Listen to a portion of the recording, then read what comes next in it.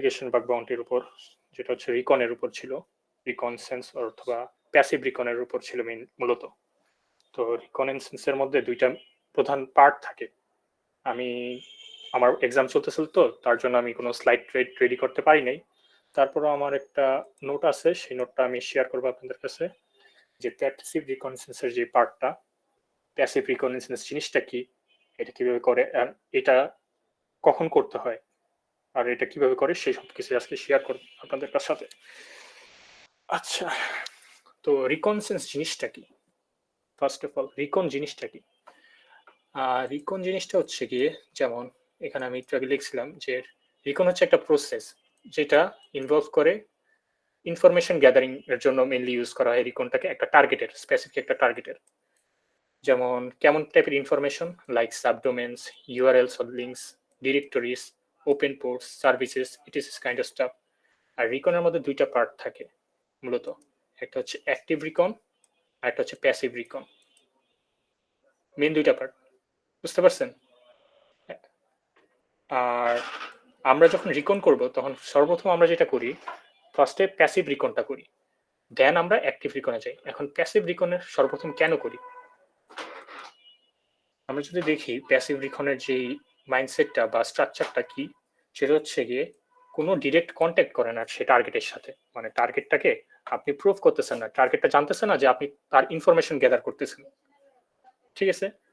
দেন হচ্ছে গিয়ে use third party resources, আপনি টার্গেটের ইনফরমেশন গুলো ফাইন্ড আউট করতে থার্ড পার্টি সোর্সেস ইউজ করতেছেন, মানে থার্ড পার্টি যেসব সোর্সেস গুলো আছে, সার্ভিসেস গুলো আছে, সেগুলোর কাছে তো সেই টার্গেটের ডেটাগুলো যদি স্টোর থাকে, সেখান থেকে আপনি সেই টার্গেটেড ডেটাগুলো ফেচ করতেছেন কাইন্ড অফ আনডিটেক্টেবলি। দেন মোস্ট অফলি এটা লিগালি হয়, কজ হচ্ছে গিয়ে এটাতে আপনি টার্গেট যা যা ইনফরমেশন পাচ্ছেন সেগুলো অলরেডি পাবলিকলি অ্যাক্সেসেবল। আর প্যাসিভ রিকনকে আপনারা ওসিন্টও বলতে পারি, যেহেতু ওসিন্ট হচ্ছে রিকন একটা পার্ট।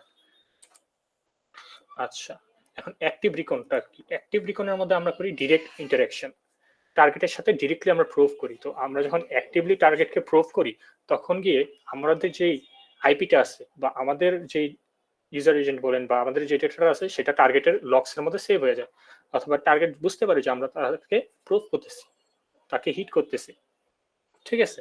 তো অ্যাক্টিভটা আমরা পরেই করি, সর্বপ্রথম আমরা প্যাসিভটা করি, টার্গেটকে বুঝতে দিই না, অথবা টার্গেটের যেসব ইনফরমেশন গুলো আছে সেগুলো আমরা পাবলিকলি অ্যাক্সেস করার ট্রাই করি।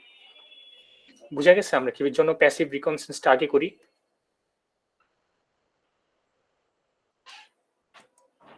আমার সাউন্ড কি শোনা যায়? জি ভাই। আচ্ছা, প্যাসিভ রিকনসেন্সের কারণটা বুঝা গেছে?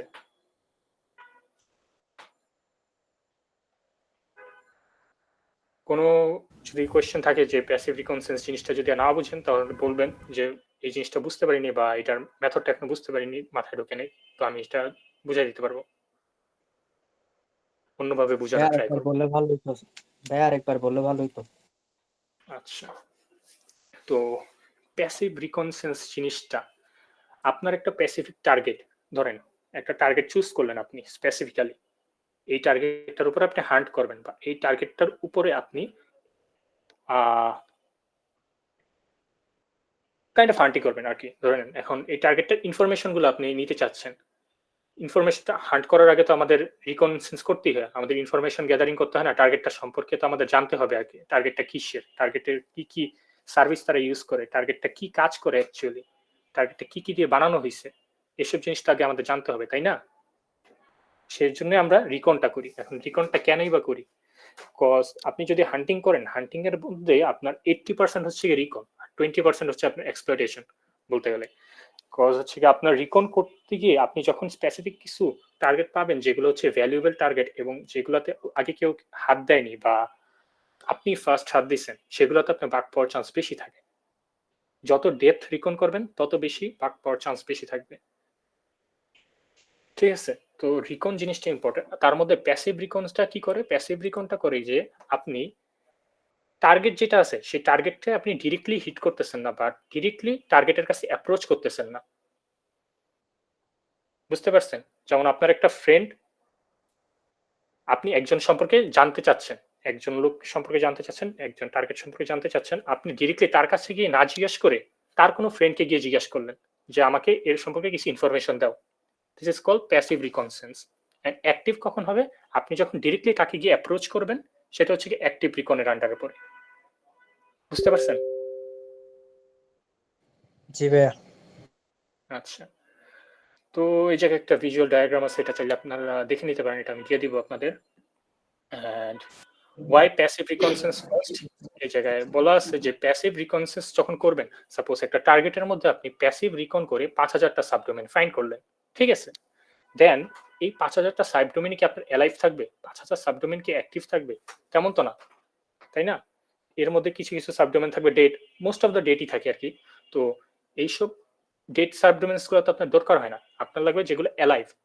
তো সেই অ্যালাইভ গুলো বের করার জন্য আপনি অ্যাক্টিভে চলে যান। যখন আপনি passive subdomain passive information gather করছেন, দেন আপনি চলে যাবেন অ্যাক্টিভ। অ্যাক্টিভে যাওয়ার পর দেন আপনি ডিপ ডাইভ অ্যানালাইসিস করার পর দেন আপনি সেখানে গিয়ে বাগ খোঁজার ট্রাই করবেন।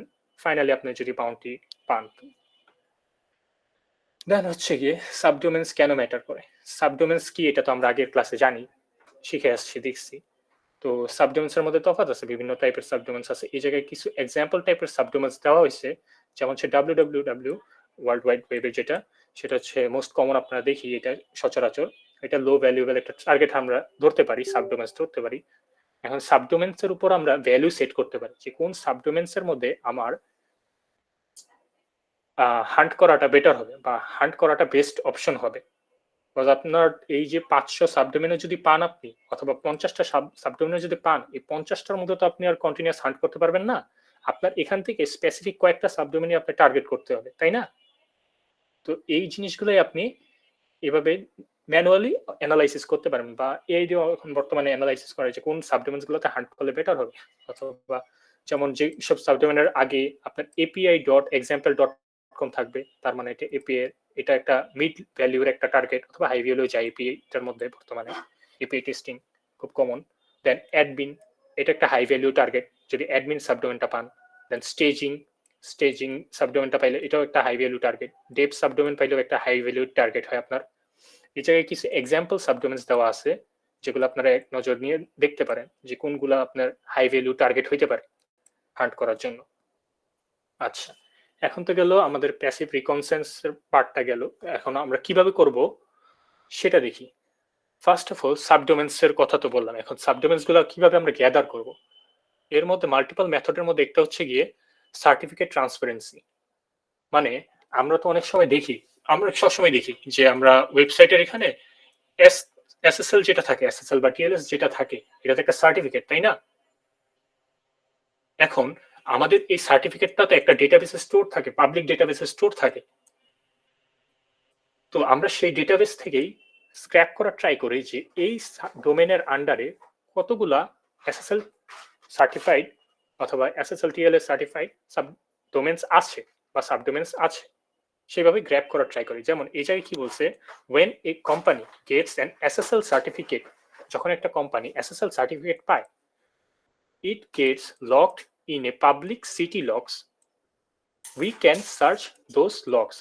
যখন একটা ওয়েবসাইট, সাপোজ github.com, এটা একটা ওয়েবসাইট, তো এটা যখন আপনার এসএসএলটা পায়, যেমন HTTPS, আগে তো HTTP ছিল, যখন এসএসএলটা পাইছে তখন HTTPS হয়েছে। তো এই যে এসএসএলটা যেটা পাইছে, তখন এটা একটা পাবলিক ডেটাবেসে স্টোর থাকে।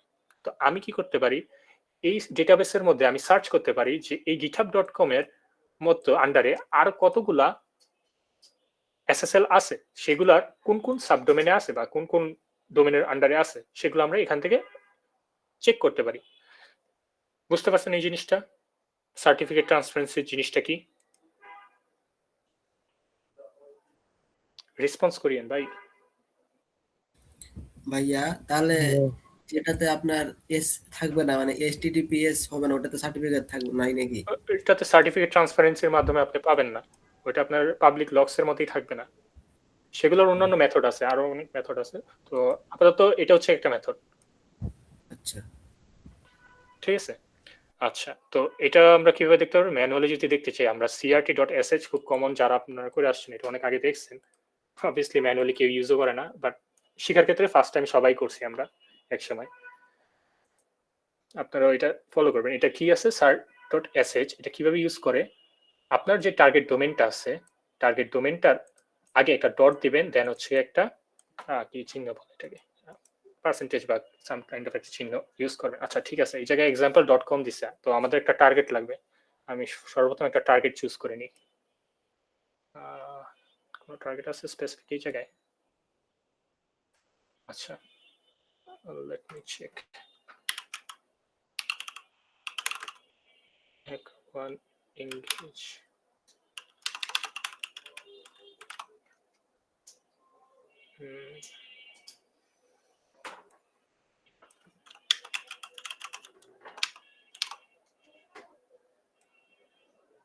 Bug bounty programs.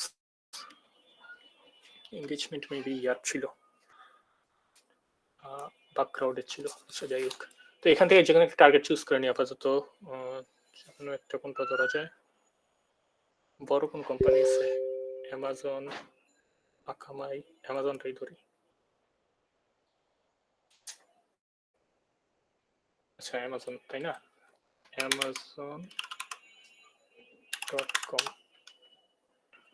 ওকে, তো ধরলাম আমরা amazon.com।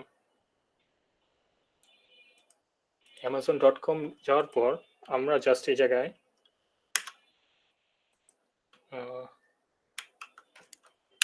দিয়ে দেন হচ্ছে গিয়ে ডোমেনটা দিয়ে দিব। দেখা যায় না স্ক্রিন ঠিক মতো? এখন যদি আমি সার্চ বাটন ক্লিক করি,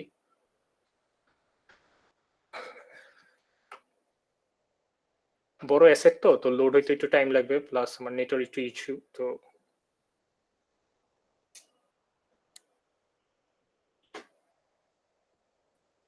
এটা হইতে থাকুক। নেক্সটে চলে যাই। ঠিক আছে, এখানে তো রেজাল্ট হিসেবে আপনাকে কিভাবে রেজাল্টটা দিবে সেটা এখানে থেকে আমি একটু দেখি যে লকড এট কবে এটাকে এসএসএল দেওয়া হয়েছে বা লকড করা হয়েছে পাবলিক ডেটাবেসের মধ্যে, সেটা দেন হচ্ছে কমন নেমস কি কি আছে, যেমন সাবডোমেন্স গুলো এখানে শো করবে, যেমন এটা এসে পড়ছে। এখন যদি আমি এই জায়গায় চেক করি, এখানে দেখতে পাচ্ছি বেশি ছোট হয়ে গেছে না? আচ্ছা, তো আমি এই জায়গায় কমন নেমস এর মধ্যে দেখতে পাচ্ছি যে আমি একটা সাবডোমেন পেয়েছি, এই জায়গায় chat.amazon.com, দেন আরো কিছু আছে, এটা ডাবল হয়ে এটা .cn এ আছে, দেন আরো কিছু আছে এই জায়গায়, যেমন csalmon.amazon.com, এরকম বিভিন্ন ধরনের সাবডোমেন্স আমি এখানে পাইছি, তাই না?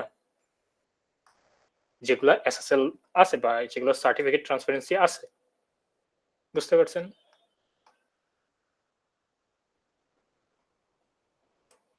এটা খুব কমন একটা জিনিস ছিল। আর এটাকে আপনি চাইলে কমান্ড লাইনেও ইউজ করতে পারেন যদি চান যে আপনি ম্যানুয়ালি এতগুলা সাবডোমেন্স আপনি তো একটা একটা করে কপি করে নেবেন না, তাই না? আপনার একটা সিএলআই টুলস লাগতে পারে, তো এই জায়গায় কমান্ড একটা আছে, সেটা আপনি ইউজ করতে পারেন চাইলে। এটা ছিল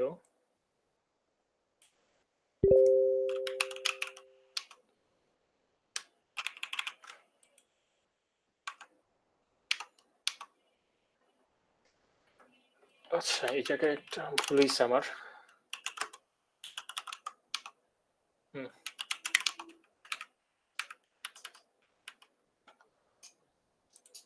সেটা হচ্ছে কি আমি এই জায়গায় নামটা দিইনি, তো আপনারা যখন ইয়া করবেন তখন এই জায়গায় আপনার নামটা দিয়ে দিবেন, টার্গেট ডোমেনের নামটা কি ছিল আমাদেরটা, amazon.com না?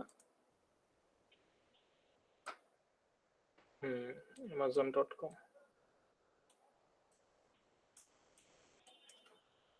ঠিক আছে,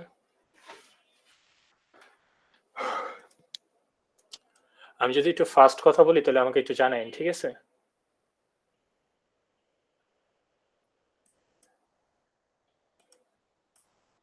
আচ্ছা, জিকিউ পার্সে, আচ্ছা জিকিউতে কিছু প্রবলেম হয়েছে আই গেস, তারপর দেখি নোট হয়েছে কিনা। আচ্ছা হয়নি, প্যারা নেই, আমাদের এত কিছু লাগবে না।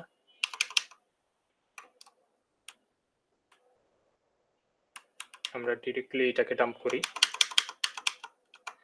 এটা আর কি মেইনলি ইউজ করা হয়েছিল যাতে আপনারা একটা ক্লিন আউটপুট পান, বাট যেহেতু কমান্ডের প্রবলেম ছিল আর এটা ঠিক করে নিয়েন।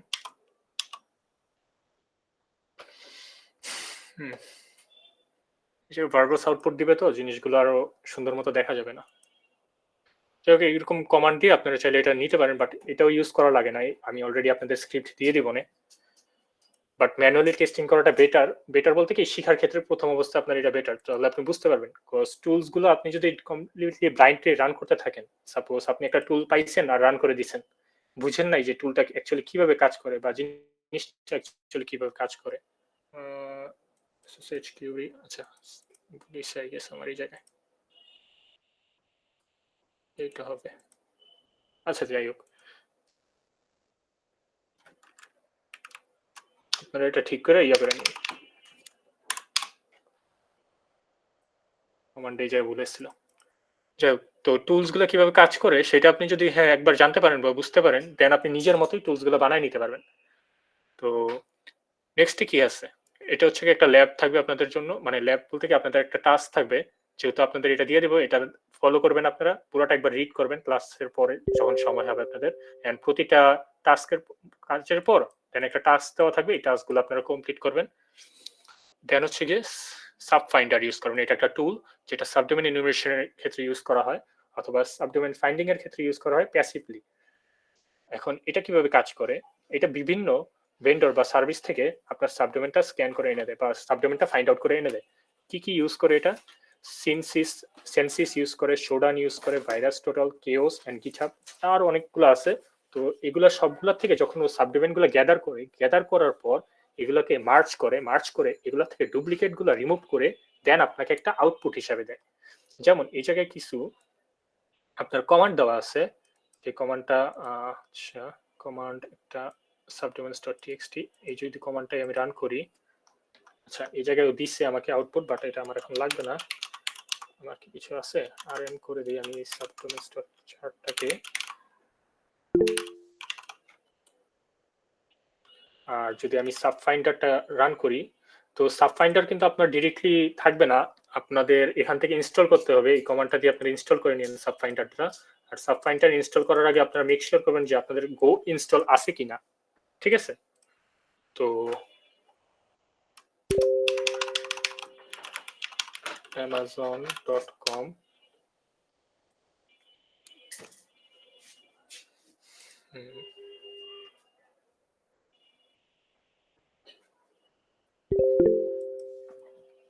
আচ্ছা কেউ কি কিছু মেসেজ করতেছেন?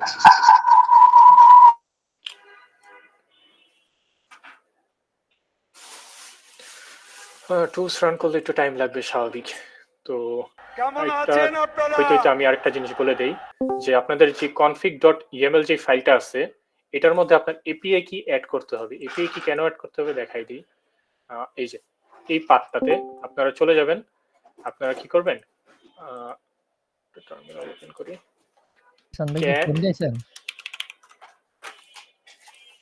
এটা দিয়ে চাপ দিয়ে দেখতে পারবেন যে আপনাদের বিভিন্ন ভেন্ডর শো করবে, যেগুলো হচ্ছে কি আপনার এই যে এরকম ভাবে শো করবে। তো এই জায়গায় আপনার এপিআই কিটা অ্যাড করে দিবেন। এপিআই কিটা কেন অ্যাড করবেন, বিকজ যদি আপনি এপিআই কি গুলো অ্যাড করেন, তো সেই সাব ফাইন্ডারটা কি করবে, এইসব সাইট থেকেও সাবডোমেন গুলো গ্যাদার করে এনে দিবে আপনাকে, এইসব ভেন্ডর থেকেও সাবডোমেন গুলো গ্যাদার করে এনে দিবে, যাতে আপনার আরো বেশি ডেটা পাবেন আপনি। বুঝতে পারছেন? তো আমি আমারটা এখানে দেখালাম না, আমার অলরেডি এপি কি দেওয়া আছে, আর এপি কি অবভিয়াসলি কারোর সাথে শেয়ার করবে না, তো লিমিট শেষ হয়ে যাবে খুব তাড়াতাড়ি। তো বুঝতে পারছেন তো, যেমন আপনার ভাইরাস টোটালে যদি যান, ভাইরাস টোটালে গিয়ে লগ ইন করবেন, লগ ইন করার পর অ্যাকাউন্টসে গেলেই আপনি এপিআই কি দেখতে পাবেন তাদের। সাইন আপ করার পর দেন আপনি প্রোফাইলে গেলেই সেখান থেকে এপিআই কি দেখতে পাবেন, সেই এপিআই কিটা কপি করে নিয়ে এই মাঝখানে পেস্ট করে দিবেন এই config.yml ফাইলটার মধ্যে, তাহলে আরো বেশি ডেটা পাবেন আপনি। তো যেহেতু amazon.com বড় টার্গেট, এটা টাইম নিবে অবভিয়াসলি, এটা নিতে থাকুক। আরো কিছু দেখে নেই, যেমন এই জায়গায় কিভাবে এপিআই কি পাবেন সেটা দেওয়া আছে। আরেকটা টুল আছে এখানে, asset finder, kind of sub ফাইন্ডারের মতোই, বাট আর একটু বেশি আপনার এটার ডেটা ফ্যাচ করার ওয়ে আলাদা।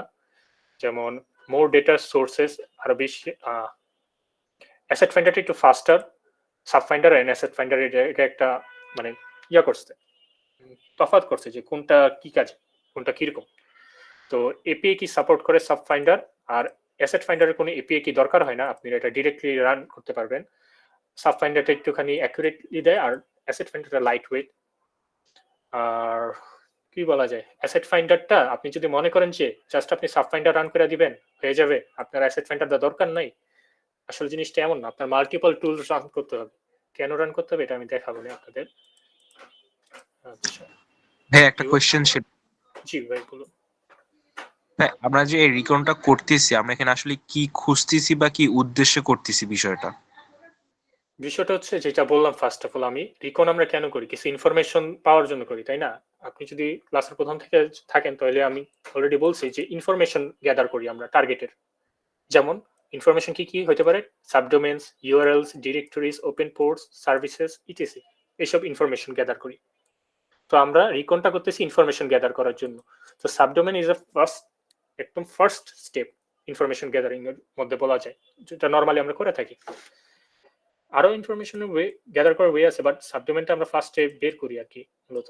সেটার থেকে দেন আমরা স্পেসিফিক টার্গেট চুজ করে বাকি ইনফরমেশন গ্যাদার করার ট্রাই করি। তো আচ্ছা, এটা অনেকক্ষণ সময় নিতেছে। টার্গেট যত বড় দিবেন তত বেশি সময় নেবে, এটা স্বাভাবিক। তো দেখি কিছু অ্যাড করছে নাকি, অ্যাড নাই করার কথা, করে নেই এখনো। কমপ্লিট হলে তেনই অ্যাড করতো। যাই হোক, একটা ছোট অ্যামাউন্টের একটা টার্গেট নিয়ে দেন করতে হবে। নেক্সট ডেটটাতে ছোট টার্গেট নিব না। তো দুইটা টুল দেখতে পারলাম এই জায়গায়, একটা হচ্ছে সাব ফাইন্ডার আর একটা হচ্ছে অ্যাসেট ফাইন্ডার। অ্যাসেট ফাইন্ডার ইনস্টলেশনটা ওই জায়গায় দেওয়া আছে, জাস্ট এটা রান করবেন, অ্যাসেট ফাইন্ডারটা ইনস্টল হয়ে যাবে। আপনি যদি ম্যানুয়ালি ইউজ করতে চান অ্যাসেট ফাইন্ডার, দেন এই কমান্ডটা ইউজ করে করতে পারবেন। এই example.com এর মধ্যে আপনি আপনার টার্গেট ডোমেনটা দিয়ে দিতে পারেন। দেন হচ্ছে এই জায়গায় একটা কম্পারিশন করা হয়েছে যে দুইটার মধ্যে তফাৎ কি। তো আরেকটা টুল এই জায়গায় ইউজ করা হয়েছে, সেটা হচ্ছে আমাস। আপনারা আমাসটাকে ডিরেক্টলি এভাবে ইনস্টল করতে পারবেন।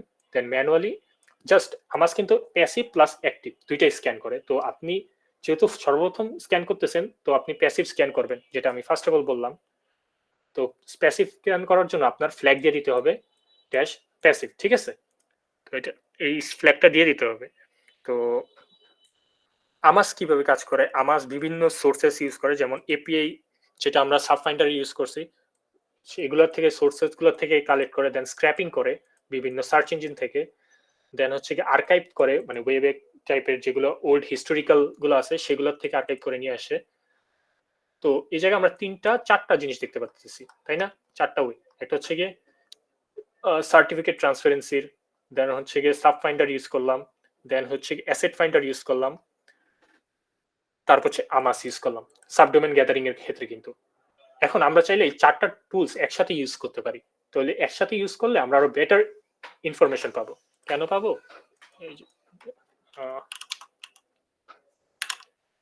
rm domains.txt nano con.sh দেই, আর স্ক্রিপ্টটা যদি আমি সেভ করি,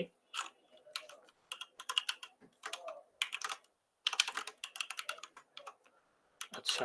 তো এখন আমি একটা টার্গেট নিই, লো স্কোপের একটা টার্গেট নেই যেটাতে বেশি জিনিস নাই। 8C মেবি একটু লো হবে।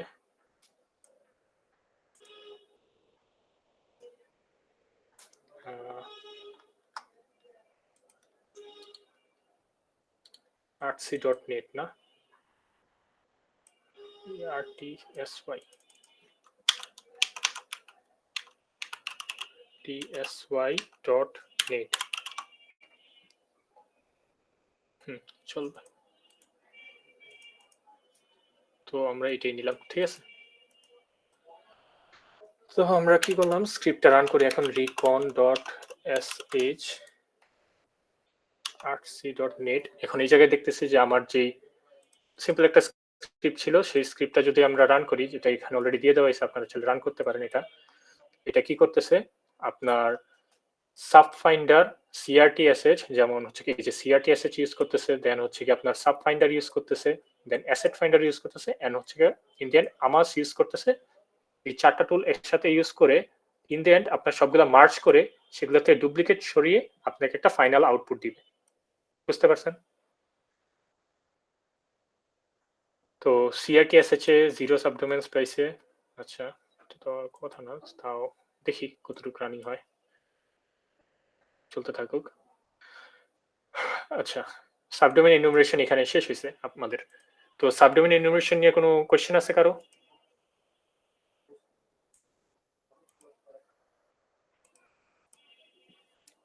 কারো কোনো কোশ্চেন আছে সাবডোমেন এনুমারেশন নিয়ে কিভাবে, অথবা সাবডোমেন ফাইন্ডিং নিয়ে? এনুমারেশন না, এটা ফাইন্ডিং হয়। এনুমারেশন আমাকে একটু ইয়াতে যাইতে হয় অ্যাক্টিভ থেকে।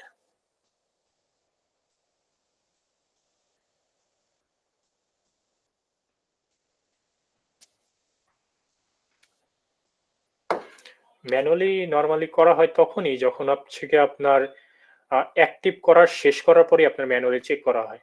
প্রথম অবস্থায় আপনি ম্যানুয়ালি চেক করেন না, কজ হিউজ অ্যামাউন্টের সাবডোমেন থাকে। তো ম্যানুয়ালি চেক করতে গেলে আপনার প্রচুর সময় লাগবে। আর এতগুলো 500, 600, 1000 সাবডোমেন্স আপনি ম্যানুয়ালি কিভাবে চেক করবেন? তো সম্ভব না, তাই না? তো ম্যানুয়ালি আমি তাও দেখাই দিব না, সমস্যা নেই। আচ্ছা, তো এই জায়গায় দেখি যে আমি মাল্টিপল টুলস কেন ইউজ করতে বলছি, সেটা আমরা দেখি। যেমন আমি যদি CRTSS-টাই শুধু ইউজ করতাম, তখন দেখতাম যে আমি 0 সাবডোমেন্স পাইছি। তো আমি ভাবতাম যে এটা তো কোনো সাবডোমেন্স নাই, এটা ভেবেই বসে থাকতাম। কিন্তু আমি যখন সাবডোমেন সাবফাইন্ডারটা ইউজ করছি, সেখানে আমি কয়টা পাইছি দেখি। আচ্ছা, সাবফাইন্ডার থেকে পাইছি আমি 309টা, অ্যাসেট ফাইন্ডার থেকে পাইছি 52টা, এখন ইন দি এন্ড আমাজ থেকে পাইছি আমি 93টা। তো আমার ফাইনাল সাবডোমেন কয়টা হচ্ছে? 312টা, তাই না? কিন্তু আমার হাইয়েস্ট সাবডোমেন আমি কোথায় পাইছিলাম? 309টা পাইছিলাম সাবফাইন্ডারে, তাই তো? কিন্তু এর মধ্যে আমি এক্সট্রা কিছু সাবডোমেন পাইছি, যেটা হচ্ছে 3টা সাবডোমেন এক্সট্রা পাইছি। সেটা পাইছি আমি আমাজ অথবা অ্যাসেট ফাইন্ডার, এই দুইটার থেকে, তাই না? তো আমি যদি জাস্ট স্পেসিফিক একটা টুল ইউজ করতাম, দেন আমি ওই 3টা সাবডোমেন পাইতাম না। যার জন্য আমি মাল্টিপল টুলস ইউজ করছি, যাতে আমার আরো ডেপথে আমি স্ক্যানটা করতে পারি, বা আরো ডেপথে আমি ইনফরমেশনটা পেতে পারি। বুঝতে পারছেন কি জন্য আমরা মাল্টিপল টুলস ইউজ করি?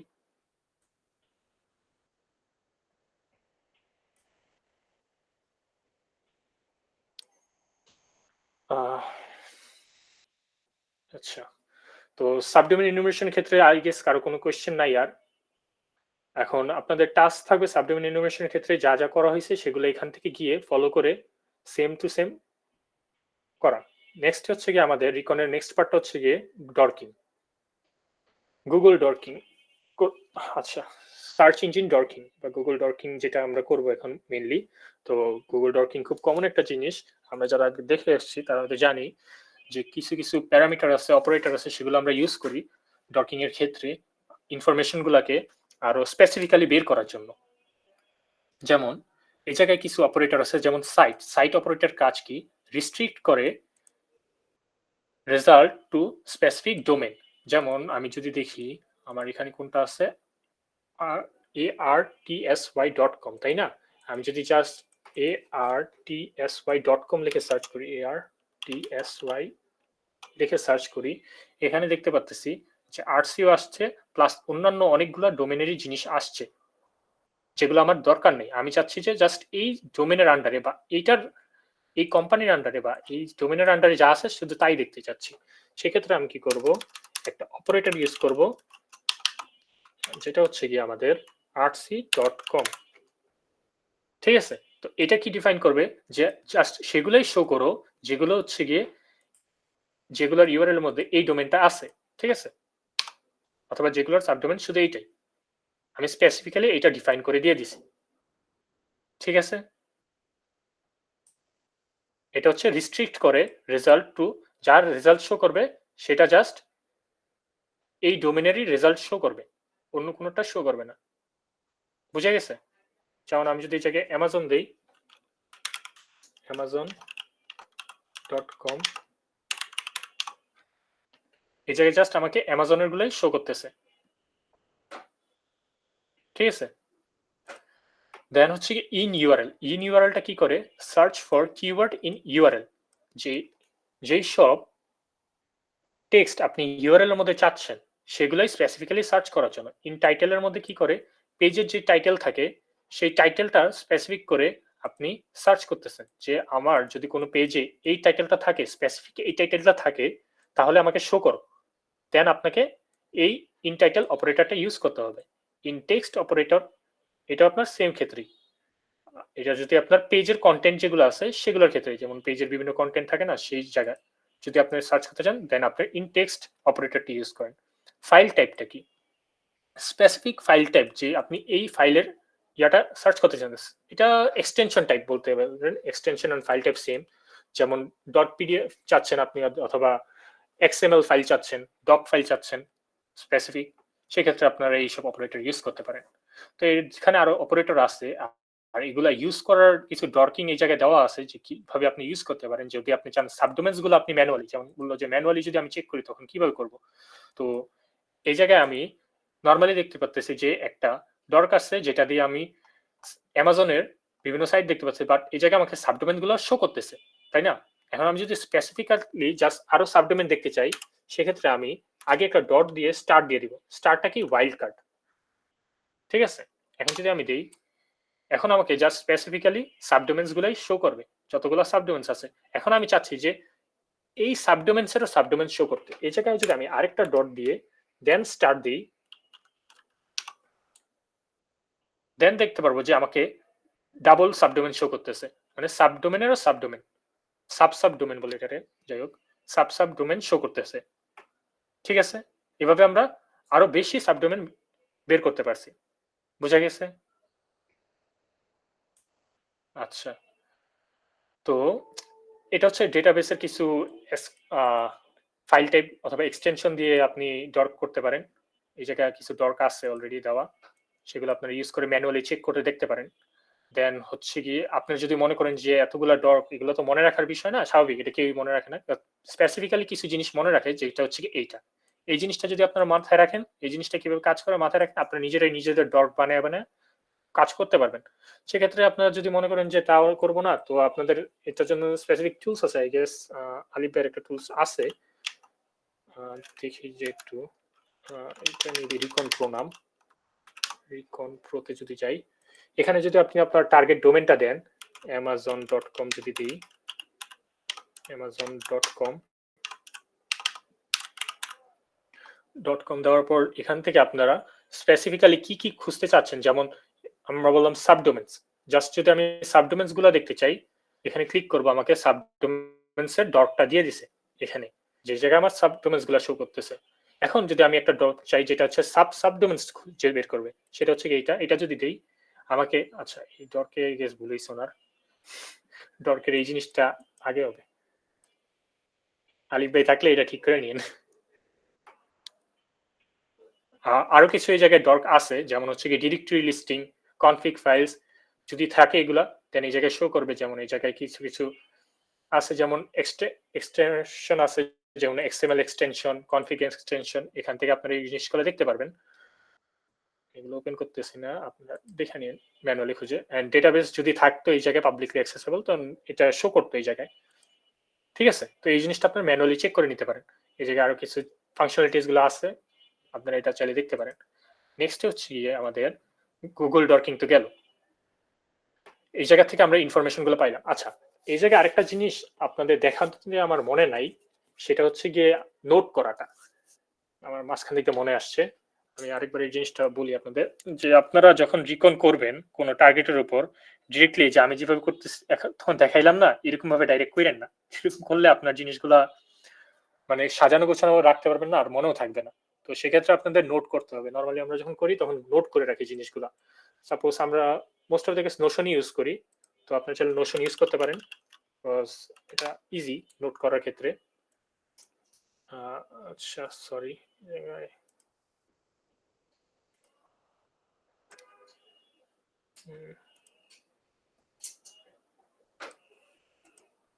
আগে টার্গেট ছিল তো সেটা ইয়াটা দিছে এই জায়গায়। তো এই জায়গায় আমি ধরলাম আর্টসি তে আমরা হান্ট করলাম, তো আর্টসি লিখে নিলাম। এই জায়গায় এত সাজানো গোছানো আমি দিলাম না, নর্মালি রাখলাম। এখন আমি এই জায়গায় সাবডোমেন্স দিলাম, ঠিক আছে, /toggle list subdomains। এখানে জাস্ট আমার সবগুলো সাবডোমেন্স গুলো স্টোর থাকবে। সেক্ষেত্রে আমি কি করব, কোড, আচ্ছা ক্যাট, আমি চাইলে এখান থেকেও দেখতে পারি রিকন সেট সাবফাইন্ডার অল সাবডোমেন্স, ওপেন করি, কপি করলাম এন্ড কি এখানে স্টোর করলাম। তো আমার পরবর্তীতে যখন আমি আমার প্যাসিভ রিকনসেন্সটা শেষ হবে, দেন আমি এখান থেকে ম্যানুয়ালি জিনিসগুলো দেখে কাজ করতে পারবো, আরো ইনফরমেশন গুলা নিয়ে আরো ডিপ অ্যানালাইসিস করতে পারবো। ঠিক আছে, তো আপনি যদি জিনিসগুলো স্টোর না করেন, আপনি যদি জিনিসগুলোকে নোটেড না রাখেন, তো আপনার পরবর্তী কিন্তু আপনি পাবেন না, বা আবার ম্যানুয়ালি খুঁজতে হবে বা আবার খুঁজতে হবে। সেক্ষেত্রে আপনার নোট করে রাখাটা ইম্পর্টেন্ট। তো এই জায়গায় আমি সাবডোমেন্স গুলা গ্যাদার করে এই জায়গায় রেখে দিলাম। ঠিক আছে, বুঝা গেছে? আচ্ছা, আমাদের তো এই জায়গায় গেল একটা। দেন আমরা কি দেখছিলাম জানি আরেকটা, সাপোজ কনফিগ ফাইলস। এই জায়গায় অনেকগুলো কনফিগ ফাইলস আছে, সেগুলো আমরা চাইলে নোট করে রাখতে পারি। কপি লিংক অ্যাড্রেস নিয়ে এখানে একটা দিলাম যে কনফিগ ফাইলস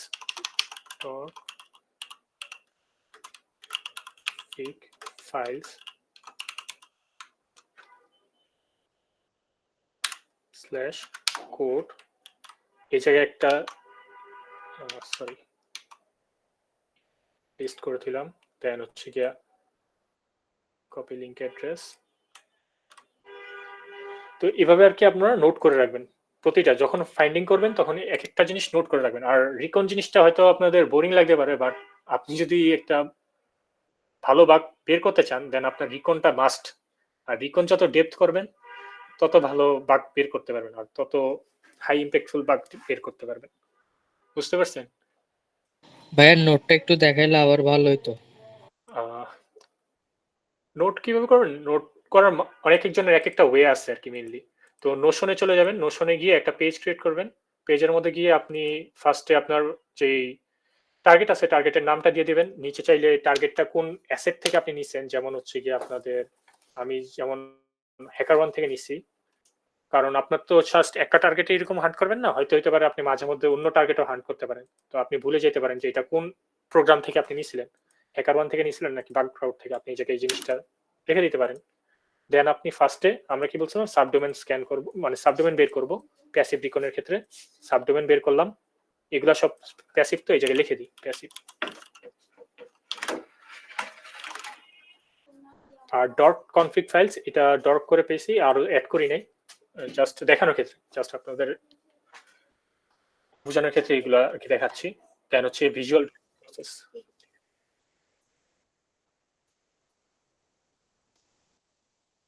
হ্যাঁ, তিনটাই প্যাসিভ ওয়েতে আমরা ইউজ করছি। আচ্ছা, তো গুগল ডকিং এর প্রসেসটা এই জায়গায় দেওয়া আছে যে কিভাবে আপনারা করতে পারেন, দেখে নিন। আচ্ছা, এই জায়গায় একটা চিট শিট দেওয়া আছে, আপনারা চাইলে এটা ফলো করতে পারেন, অথবা আপনারা চাইলে এই রিকন প্রোটাও ইউজ করতে পারেন, এটা আপনাদের উপর ডিপেন্ড করে। এন্ড গিটহাব ডকিং কি? গিটহাব ডকিংটা সেম গুগল ডকিং এর মতোই, জাস্ট আপনি গিটহাবের মধ্যে সার্চ করলেন। যেমন আমি যদি এখন গিটহাবে যাই, github.com, এখানে যদি আমি চাই, এখানে আমি যে ডরগুলো দিব, গিটহাবের আলাদা দুইটা ডর আছে স্পেসিফিক, এইসব ডরগুলো দিলে দেন সেই অনুযায়ী সার্চ হবে। যেমন ফাইল নেম, কনফিগ, পাসওয়ার্ড।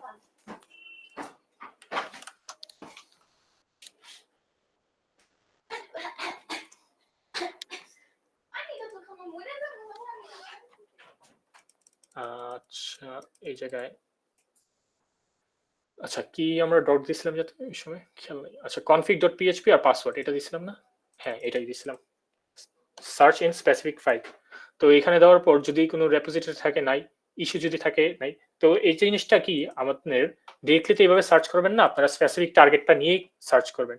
যেমন আপনার টার্গেটের একটা কোম্পানি আছে amazon.com, তাদের যদি রেপো থাকে, অবভিয়াসলি রেপো আছে তাদের হয়তো, তো তাদের রেপো, আমি ওইটাতে হান্ট করিনি অ্যামাজনে, তো আমি কনফার্ম ভাবে বলতে পারি না। তো অ্যামাজনের যে রেপোটা আছে, সেই রেপোটার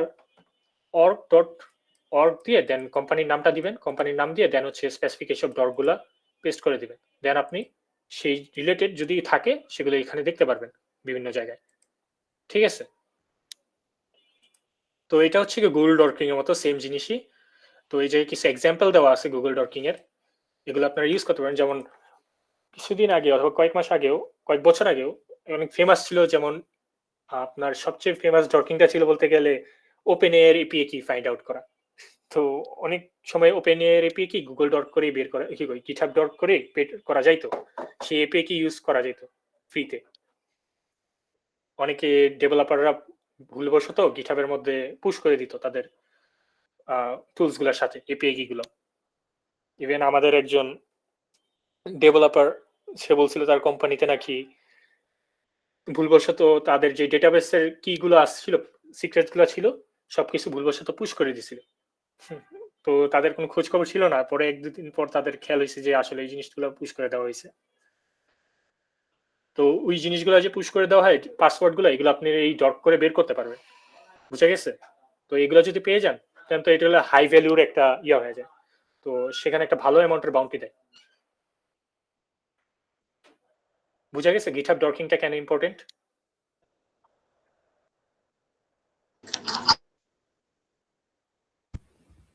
আচ্ছা, তো আপনারা গিটহাব ডকিংটা অটোমেটেড করতে পারেন, কিছু টুলস আছে যেমন টাফল হব, দেন হচ্ছে গিয়ে আপনার আরেকটা আছে গিট এটা না, আরেকটা আছে এই জায়গায় টুলস আছে আরেকটা, সমস্যা নেই, এটাও ইউজ করতে পারেন চাইলে আপনি। অ্যাপটা বেস্ট। হুম, grab.app একটা ডোমেন আছে, ওটা বেস্ট গিটহাবের এইগুলো ফাইন্ড করার জন্য। হুম, নাকি ও আমাদের ভাই আপনি, আচ্ছা, তো আপনি যদি চান এই জায়গায় এই যে টুলস গুলো কি করেন নরমালি, আপনার র্যাপোটাকে ইনস্টল করে করতে হইতে পারে, অথবা র্যাপোর্ট থেকে আপনি নরমালি এরকম ভাবে ইনস্টল করতে পারেন ডাইরেক্ট দিয়ে, অথবা আপনি চাইলে যদি মনে করেন যে র্যাপো ইনস্টল করবেন না, আপনি ম্যানুয়ালি এটাকে স্ক্যান করবেন, বা কোন একটা টুল চাইতেছেন যে আপনি র্যাপোটাকে পুরো র্যাপোটাকে ডাউনলোড না করে আপনি স্ক্যান করাইতে চাইতেছেন, সেই ক্ষেত্রেও টুলস আছে কিছু। আর একটা টুলস আছে, চাইলে আপনার ওইটা ইউজ করে দেখতে পারেন।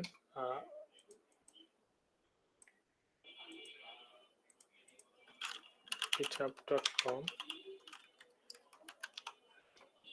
গিট স্ক্যানার, এটা হচ্ছে আপনার র্যাপো ডাউনলোড করতে হবে না, আপনি ডিরেক্টলি চাইলে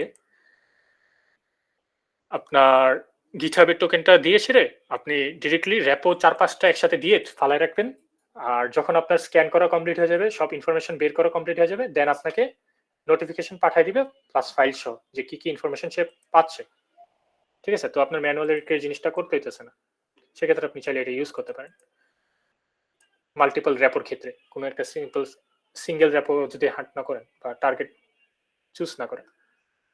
আচ্ছা, তো ল্যাব এক্সারসাইজ আপনারা এটাও ফলো করবেন যে গুগল ডকিং আর হচ্ছে গিটহাবেরটা, এটা গেল দুইটা পার্ট। এন্ড হচ্ছে ASN number. What is ASN? ASN is an unique identifier assigned to collection of IP range owned by an organization. মিনিংটা কি?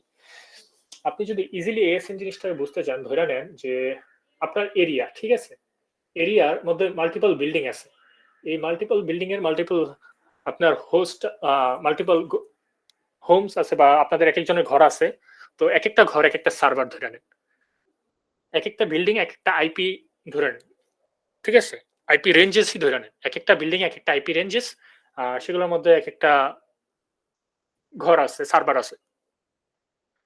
তো এই যে এরিয়াটাকে ধরা হয় এএসএন, ধরেন পোস্টাল কোড, আপনার যে এরিয়াটার পোস্টাল কোড সেটা হচ্ছে এএসএন। তো এই একটা কোম্পানির মধ্যে যখন এরকম মাল্টিপল আইপি রেঞ্জেস থাকবে, আপনার একটা কোম্পানি যখন মাল্টিপল আইপি রেঞ্জেস ওন করবে, তাদের আয়ত্তে থাকবে, তারা কিনে রাখবে, তখন তাদের একটা এএসএন নাম্বার অ্যাসাইন করে দেওয়া হয়।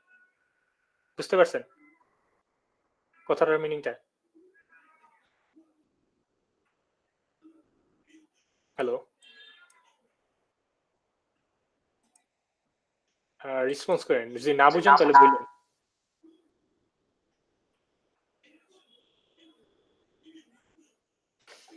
আচ্ছা, আমি এটা আরেকবার বলি। এএসএন হচ্ছে কি একটা নাম্বার, যেটা কোম্পানিকে তখন দেওয়া হয় যখন company multiple IP ranges own করে, অনেকগুলো আইপি রেঞ্জেস যখন ওন করে, তাদের একটা এএসএন নাম্বার দেওয়া হয়, যে এএসএন নাম্বার দ্বারা বোঝা যায় যে সে এই আইপি রেঞ্জের মালিক বা সেই এই আইপি রেঞ্জ তার আন্ডারে আছে, বুঝা গেছে? যেমন টেসলার একটা এএসএন নাম্বার এই জায়গায় দেওয়া আছে, সেটার আন্ডারে এরকম মাল্টিপল আইপি রেঞ্জেস আছে। তো এই জিনিসটা আমার কেন প্রয়োজন, এই এএসএনটা আমার কেন প্রয়োজন? তো আমরা অনেকগুলো সাবডোমেন ইনফরমেশন করলাম, অনেক কিছু করলাম, বাট আমাদের সবকিছু তো এইভাবে নাও পাইতে পারি। কিছু কিছু আইপি তো আমাদের হোস্ট সার্ভার অ্যালাইভ থাকতে পারে, তাই না? তো আমরা যখন একটা এএসএন নাম্বার পাবো এন্ড সেগুলোর আইপি রেঞ্জেস গুলো পাবো, আমরা তাদের ইন্টারনাল এক্সটার্নাল যত যা আছে সবকিছুই পেয়ে যাবো। মেন কথা হচ্ছে এইটা, তাদের যে সব স্টেজিং সার্ভার গুলো আছে, ডেভেলপার সার্ভার গুলো আছে, অথবা টেস্টিং সার্ভার গুলো আছে, যাই বলেন না কেন, সবগুলো আমরা পেয়ে গেছি বলতে গেলে। তো সেটা আমরা কিভাবে টেস্ট করব? এরকম আইপি রেঞ্জেস গুলো যখন আমরা টেস্ট করব, কোন কোন আইপি গুলো অ্যালাইভ আছে এন্ড কোন কোন আইপির মধ্যে স্পেসিফিক পোর্ট, যেমন পোর্ট 80, পোর্ট 443, যেগুলো ওয়েবসাইটের পোর্ট, সেগুলা অ্যাক্টিভ অ্যালাইভ আছে নাকি সেগুলো আমরা চেক করব। যেমন ইয়াহুর একটা ইয়া ছিল, যে ইয়াহুতে যখন স্ক্যান করা হয়েছিল, এরকম একজন হান্টার যখন স্ক্যান করছিল এএসএন নাম্বার দিয়ে আইপি রেঞ্জেস এর মধ্যে থেকে, সে কিছু পোর্ট আইপি পেয়েছিল যেগুলোর মধ্যে অ্যালাইভ পাইছিল, মানে আইপি গুলো অ্যালাইভ পাইছিল, ওয়েব সার্ভার রানিং ছিল সেগুলোর মধ্যে। তো সেই সব আইপি গুলোর মধ্যে সে যখন ডিরেক্টরি স্ক্যান করলো, তখন সে কিছু কিছু স্পেসিফিক ডিরেক্টরি পাইলো যেগুলোর মধ্যে হাইলি সেন্সিটিভ ডেটা ছিল, ঠিক আছে? তো সে কিন্তু এই সাবডোমেন থেকেও পায় না, ইয়ার থেকেও পায় না, সে ওই বাগটা পাইছে কোথা থেকে, অথবা এই সেই ফ্লটা পাইছে কোথা থেকে, মিসকনফিগারেশন বা যাই বলেন না কেন, ওইটা পাইছে কোথা থেকে? আইপি থেকে, তাই না? তো এটা কিন্তু একটা পার্ট, আইপিটাকে ইগনোর করে যাওয়া ঠিক না। আইপিটা আমরা অবভিয়াসলি গুরুত্ব সহকারেই দেখা হয় আইপি জিনিসটাকে। আচ্ছা, তো এএসএন এর ওয়ার্কফ্লোটা কি? কোম্পানি নেম, একটা কোম্পানি নেম দিলে তার এএসএন নাম্বারটা আমরা বের করতে পারবো। এখন যদি এএসএন কিন্তু সব কোম্পানি থাকে না, বড় কোম্পানি হলে, বড় কোনো অর্গানাইজেশন হলে তাদেরই এএসএন থাকে। তো ফাইন্ড আইপি রেঞ্জেস গুলো ফাইন্ড করবো, দেন আইপি টু হোস্ট নেম, মানে রিভার্স যে ডিএনএস আছে, রিভার্স ডিএনএস করে সেটার সাবডোমেন্স গুলো ফাইন্ড করতে পারি, বা আমরা ডিরেক্টলি ওই আইপি রেঞ্জেস গুলোকে স্ক্যান করতে পারি, মাল্টিপল ওয়েতে করতে পারি, সেটা আপনার উপর ডিপেন্ড করে কিভাবে করবেন। দেন এই জায়গায় কিছু মাধ্যম দেওয়া আছে এএসএন ইনুমারেশনের ক্ষেত্রে, যেমন এখানে একটা টুল ওয়েবসাইট দেওয়া আছে, যদি আমি ওয়েবসাইটের মধ্যে যাই, থাকো, আমি যদি আর্টসির আছে দেখি তো, artsy.net থাকার কথা না, স্টিল সার্চ করতে তা যায় না, নাই আইপি রেঞ্জেস এএসএন, এটা ক্লাউডফ্লেয়ারের আন্ডারে আছে, দরকার নাই। আমি সাপোজ টেসলাই ধরি। আচ্ছা, টেসলার অনেকগুলোই দেখতে পাচ্ছি এই জায়গায়, সাপোজ এটা একটা ধরি, এটাতে যদি যাই, আইপি প্রিফিক্সে দেখতে পাচ্ছি আমার টেসলার অনেকগুলো আইপি রেঞ্জেস আছে, ঠিক আছে? তো এই আইপি রেঞ্জেস গুলোকে আমি স্ক্যান করতে পারি চাইলে, এগুলোর থেকে আমি চাইলে বাগ বের করতে পারি, বুঝা গেছে? তো আমার কি রিকনের মেইন পার্টটা হচ্ছে কি আপনার স্কোপটাকে বাড়ানো, আপনার ম্যাপ করা, আপনার টার্গেটটাকে ম্যাপ করা, অনেক ডেপথে ম্যাপ করা, যাতে আপনার টার্গেটটাকে একটু ভালো মতো বুঝতে পারেন এবং টার্গেটটার বেশি বেশি সারফেস এরিয়া পান, যেই জায়গাগুলোতে আপনি হান্ট করতে পারেন। আপনি যদি মনে করেন যে আমি একটা ডোমেন ধরবো, ডোমেনের মধ্যে হান্ট করব, আর আপনি বাগ পেয়ে যাবেন, এমনটা হয় না most of the case. Cause হচ্ছে গিয়ে মোস্ট অফ দ্য টাইম কি হয়, বড় বড় হান্টার যারা থাকে তারা মেইন ডোমেনে অলরেডি হান্ট করে সবকিছু খেয়ে ফেলছে, তো আপনার মেইন ডোমেনে বাগ পাওয়ার চান্স খুব কম থাকে। সেক্ষেত্রে আপনার রিকন জিনিসটা অনেক হেল্প করে যে আপনার ডেপথের জিনিসগুলো থেকে হান্ট করতে, বুঝা গেছে? তো অ্যাজ এ বিগিনার হিসেবে আপনার রিকনিং জিনিসটাকে একটুখানি বেশি প্রায়োরিটি দিতে হবে। ইভেন প্রফেশনালরা রিকন জিনিসটাই করে। আপনারা মনে করতে পারেন যে রিকন জিনিসটা অনেক বোরিং, কোনো কিছু করা হইতেছে না। আপনি যদি টপ হান্টার্সদের অ্যাক্টিভিটি গুলো চেক করেন, তাদের দেখবেন যে তারা 4-5 দিন বন্ধ থাকে, কোনো তাদের হান্টিং ইয়া নাই, অথবা বাঘটাক ফাইন্ড করে নাই। 4-5 দিন পর হঠাৎ একদিন আসবে, এসে দেখবেন যে 5-6টা বাঘ একসাথে রিপোর্ট দিয়ে আবার 4-5 দিনের জন্য গায়েব হয়ে যাবে। এই জিনিসটা আমরা যখন প্রথম দেখতাম অবাক হইতাম যে ওদের 4-5 দিন কোনো কিছুই নাই, এক সপ্তাহ কোনো কিছু নাই, হঠাৎ করে একদিন আসছে, 5-6টা বাগ সাবমিট দিয়ে আবার চলে গেছে। ওরা এই 5-6 দিন বসে থাকে না, ওরা এই 5-6 দিনে হান্টিং করে। হান্টিং কি করে? রিকন করে, পুরো সারফেস এরিয়াটাকে বড় করে। কারণ এর মধ্যে যখন স্পেসিফিক কিছু পায়, একটা টার্গেট পায় স্পেসিফিক, যেটা ওদের হান্ট করার মতো মনে হয়, সেটার মধ্যে তারা খুঁজে ট্রে করে। যখন একটা টার্গেটের মধ্যে তারা বাগ পায়, মানে একটা ডোমেনের মধ্যে স্পেসিফিক পাথে পাক অথবা স্পেসিফিক একটা সাবডোমেনে পাক, তারা বুঝে যায় যে যেহেতু এটার আছে, এই পাথটার মধ্যে যদি এই বাগটা থাকে, তার মানে এই ডোমেনের অন্যান্য পাথের মধ্যে সেম বাগটা থাকতে পারে। তো তারা ওই ডোমেনের আন্ডারে যত সাবডোমেন আছে সেগুলোতেও সেই বাগটা খোঁজার ট্রাই করে। সেক্ষেত্রে তারা একদিনই দেখা যাচ্ছে 5-6টা বাগ পেয়ে যায় এক ডোমেন থেকে। বুঝা গেছে? তো রিকন জিনিসটা কিন্তু ইম্পর্টেন্ট। তো আমি বারবার বলতেছি এই জিনিসটা, আচ্ছা এএসএন জিনিসটা আছে এই জায়গায়। তো আপনারা চাইলে এই জায়গায় কিছু টুলস দেওয়া আছে অনলাইন অলরেডি, সেগুলো ইউজ করতে পারেন, অথবা এই জায়গায় একটা ব্যাশ স্ক্রিপ্ট দেওয়া আছে, এটাও চাইলে রান করে দেখতে পারেন। আমি যদি এই জায়গায় ক্লিয়ার করি, ক্লিয়ার করার পর nano asn to ip.sh দিয়ে যদি আমি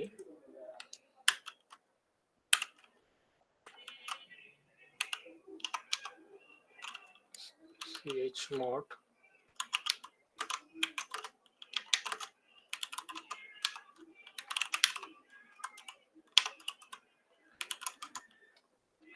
এই জায়গায় আমার asn কত ছিল জানি, এটার জাস্ট asn নাম্বারটা যদি আমি কপি করে দেই,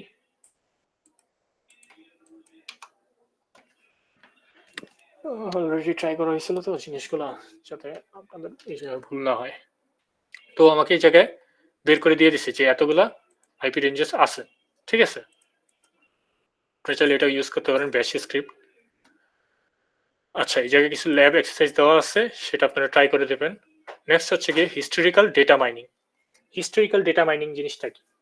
ইন্টারনেট আর্কাইভ, ওয়েবেক সম্পর্কে তো অনেকেই আমরা জানি, তাই না?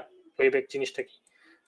তো historical internet archive that store snapshot of website over time since 1996. Useful কেন এটা বাগ হান্টারদের জন্য? ফাইল্ড ওল্ড এন্ড পয়েন্ট, যে পুরানো এন্ড পয়েন্ট গুলোকে খুঁজে বের করার জন্য।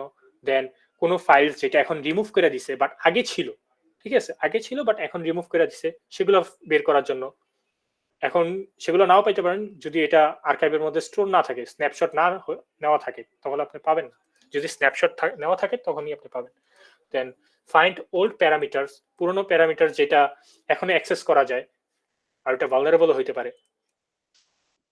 সি হাউ ওয়েবসাইট চেঞ্জ, মানে ওয়েবসাইটটা আগে কি রকম ছিল, এখন কি রকম হয়েছে, সময়ের সাথে কি চেঞ্জ হয়েছে, টেকনোলজির কি পরিবর্তন হয়েছে ওয়েবসাইটটার, সেটা দেখার জন্য। দেন ওল্ড সাবডোমেন্স গুলা, পুরোনো যেসব সাবডোমেন্স গুলা আছে যেগুলো ডিএনএস থেকে রিমুভ করা হয়েছে, সেগুলোর জন্য আপনারা দেখতে পারেন, ঠিক আছে। তো এক্ষেত্রে আপনারা চাইলে ওয়েব ভিত্তিকও আছে এই জায়গায়, আপনাদের এটা ইউজ করতে পারেন। ওয়েব ভিত্তিক যদি দেখতে চান আপনারা, এই জায়গায় ডোমেন যেটা আছে সেই জায়গায় আপনারা আপনাদের টার্গেটটা দিয়ে দিবেন artsy.com। যদি আমি দিই এখানে, স্লো প্রচুর। দেন আপনারা যদি টুলস ইউজ করতে চান টার্মিনাল বেস, আপনারা চাইলে ওয়েবেক ইউআরএলটা ইনস্টল করে নিতে পারেন, এই জায়গায় কমান্ড দেওয়া আছে, এন্ড এটা ইউজ করার কমান্ড দেওয়া আছে এই জায়গায়। প্লাস হচ্ছে কি আপনারা যদি চান যে একটা ইউজ করবেন না, আপনি একটা বেটার টুল ইউজ করবেন যেটা মাল্টিপল আরো টুল ইউজ করে, সেক্ষেত্রে আপনারা গাও ইউজ করতে পারেন। আপনাদের উপর ডিপেন্ড করে আপনারা কি ইউজ করবেন। তাছাড়া আরো অনেক টুলস আছে, কাটানা আছে, গো স্পাইডার আছে, এগুলো হচ্ছে স্পেসিফিক অ্যাক্টিভের ক্ষেত্রে আমরা ইউজ করি আর কি।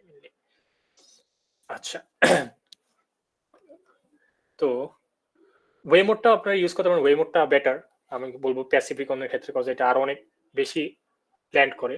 আচ্ছা তো এটা আসছে, তো আমরা এই টার্গেটের কিছু ইউআরএল এই জায়গায় আমরা পেয়ে গেছি, তাই না? অনেকগুলো ইউআরএল পেয়েছি এই জায়গায় মোট কথা। তো আমি সুন্দর মতো এগুলোকে কপি করে এই জায়গায় passive URLs, আমি যেহেতু টুলস ইউজ করতেছি না তো একভাবেই রাখলাম। ওকে, তো এই জায়গায় আমি সবগুলো ইউআরএলস স্টোর করে দিলাম। পরবর্তীতে আমি এগুলোকে আবার চেক করব, যখন অ্যাক্টিভ রিকন করব তখন কি করব, এই সবগুলো ইউআরএলস চেক করব অ্যালাইভ আছে কিনা, টুলস দিয়ে HTTPS হোক আর অন্যান্য মাধ্যমে হোক, আমি যেগুলো অ্যাক্টিভ থাকবে সেগুলোতে দেন চেক করব ম্যানুয়ালি। ঠিক আছে, এতগুলা ইউআরএল তো আমার ম্যানুয়ালি চেক করা পসিবল না। তো সেক্ষেত্রে আমি আগে এগুলো অ্যালাইভ আছে নাকি সেগুলো চেক করব, যেগুলো অ্যালাইভ পাবো সেগুলো দেন আমি ম্যানুয়ালি চেক করব। ঠিক আছে, আচ্ছা।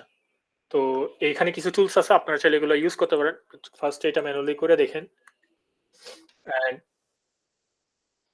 এটা আমরা অ্যাক্টিভ রিকনের যখন ক্লাস হবে তখন আমরা এই জিনিসগুলো দেখব। ঠিক আছে, ওগুলো অ্যাক্টিভ রিকনের পার্টের। তো what to look for historical URLs, এই হিস্টোরিক্যাল ইউআরএলস এর মধ্যে আপনি কি কি খোঁজার ট্রাই করবেন বা খুঁজবেন, যেমন old API and points, API testing এর জন্য আপনার কিছু এপিআই এন্ড পয়েন্টস গুলো খুঁজবেন, যেমন হচ্ছে এপিআই ভার্সন 1 ইউজার, দেন এপিআই ইন্টারনালস যদি ইন্টারনালস কিছু থাকে, দেন রেস্ট অ্যাডমিন, এরকম এপিআই গুলো খোঁজার ট্রাই করবেন, অথবা কিছু ব্যাকআপ ফাইল বা কনফিগারেশন ফাইল খোঁজার ট্রাই করবেন। নর্মালি আপনারা যদি চান যে কিছু পাইতে পারেন, নর্মালি ম্যানুয়ালি যদি খুঁজতে চান তাহলে এরকম চাপ দিয়ে কন্ট্রোল এফ দিয়ে এরকম গিয়ে দেখতে পারেন আর কি, যদি ইচ্ছা থাকে। নর্মালি করার দরকার নেই আপনাদের, আপনারা অ্যাক্টিভের পরে এগুলো করতে পারেন চাইলে। দেন হচ্ছে গিয়ে অ্যাডমিন ডিবাগ পেজেস গুলো আছে কিনা, যেমন পিএইচপি ইনফো। দেন হচ্ছে গিয়ে জুসি প্যারামিটারস, যেগুলো জুসি প্যারামিটারস গুলো, এই প্যারামিটার গুলোর মধ্যে কিন্তু মোস্ট অফ দ্য কেস এইসব প্যারামিটার অনেক ভাগ পাওয়া যায়, তো এইসব প্যারামিটার গুলো খোঁজার ট্রাই করবেন। দেন জাভাস্ক্রিপ্ট ফাইল খোঁজার ট্রাই করবেন, .js ফাইলস গুলা, এরকম .js লিখলেই অ্যাভেলেবেল ফাইল পাবেন, যেমন এই জায়গায় একটা আছে। তো .js এর মধ্যে অনেক ধরনের ভালনারেবিলিটি থাকতে পারে অথবা লিক থাকতে পারে কিটি, সেগুলো আপনারা খোঁজার ট্রাই করবেন, যেমন এই যে main API keys, internal and points থাকতে পারে কিছু, দেন ডিবাগ কোড থাকতে পারে। আর এই জিনিসটাকে আপনার চাইলে অটোমেটেড একটা স্ক্রিপ্ট আছে, এটা চাইলে আপনারা ইউজ করে দেখতে পারেন। আমি আর এটা রান করতেছি না। তো এটা কি দিবে আপনাকে, আপনার যখন টার্গেট ডোমেনটাকে স্ক্যান করবে, স্ক্যান করার পর আপনাকে একটা জেএস ফাইল দিবে, যেটার মধ্যে এই ইউআরএল গুলোর মধ্যে সে শর্ট আউট করে দিবে যে কোনগুলো জেএস ফাইল, দেন হচ্ছে গিয়ে সে বের করে দিবে যে কোনগুলা পিএইচপি ফাইল, যেগুলো লাস্টের দিক দিয়ে পিএইচপি এক্সটেনশন আছে, যেমন এই যে .php এক্সটেনশন, সেগুলো আলাদা করে দিবে।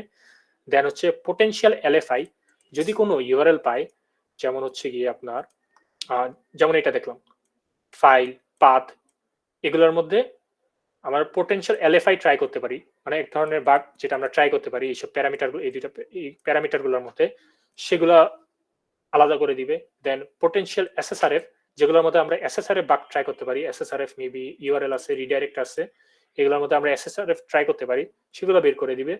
দেন আইডোর, পোটেনশিয়াল আইডোর, যেমন আইডি ইউজার, এইসব জায়গায় আমরা আইডোর ট্রাই করতে পারি, এগুলা বের করে দিয়ে দেন হচ্ছে গিয়ে আপনাকে শর্ট লিস্ট করে সাজাই দিবে।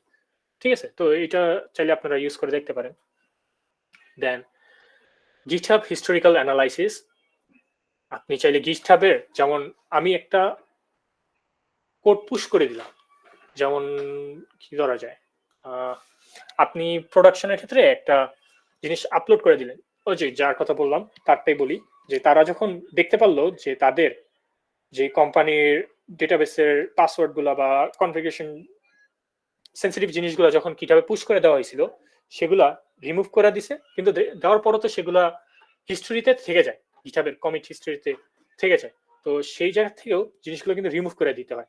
যদি সেগুলো না করা হয় তখন আপনি চাইলে এইভাবে এই গিটহাবের হিস্ট্রি থেকে আপনি এগুলো বের করে নিতে পারবেন। ঠিক আছে, তারা যদি সেটা রিমুভ না করতো, অন্য কেউ চাইলে তাদের সামনে হয়তো রিমুভ করছে, বাট হিস্ট্রিতে সেটা থেকে গেছে, হিস্ট্রি থেকে সেগুলো বের করে নিত। বুঝতে পারছেন? এটা বেশি বড়, তো আমি বেশি প্র্যাকটিক্যালি দেখাইতেছি না জিনিসগুলো, নাহলে আমার ক্লাস শেষ করতে অনেক দেরি হয়ে যাবে।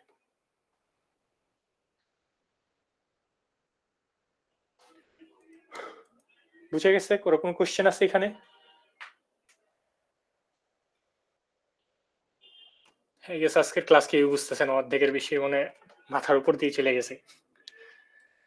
তো না বুঝলে ভাই বললেন।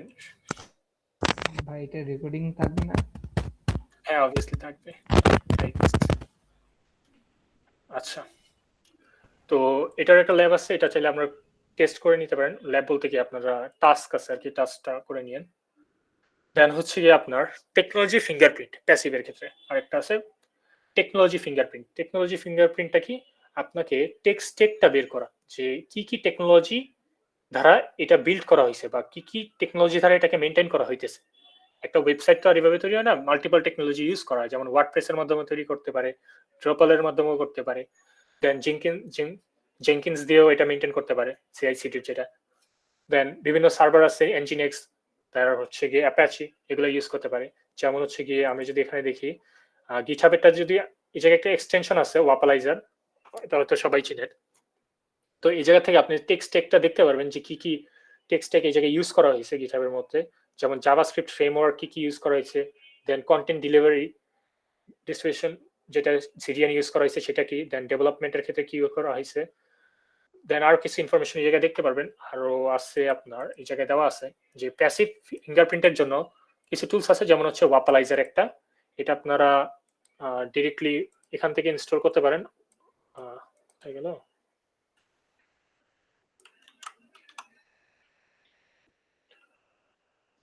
ওয়াপালাইজারে গেলে এখান থেকে আপনারা এটার এক্সটেনশনটা ইনস্টল করে নিতে পারেন, অথবা আপনারা যদি চান যে আপনারা যদি ক্রোমে থাকেন, ক্রোম ওয়াপালাইজার লিখে ওয়াপালাইজার এক্সটেনশন লিখে সার্চ করলে এখানে পেয়ে যাবেন। জাস্ট এই জায়গায় অ্যাড টু ক্রোম ক্লিক করলে এখানে অ্যাড হয়ে যাবে জিনিসটা, ঠিক আছে। এখান থেকে আপনারা টেক্সট স্ট্যাকগুলো দেখতে পারবেন ইজিলি যে কোনো ওয়েবসাইটে। আমাদের টার্গেট কোনটা ছিল জানি, এটা ছিল তাই না? যদি আমাদের টার্গেটটা চেক করি, সরি,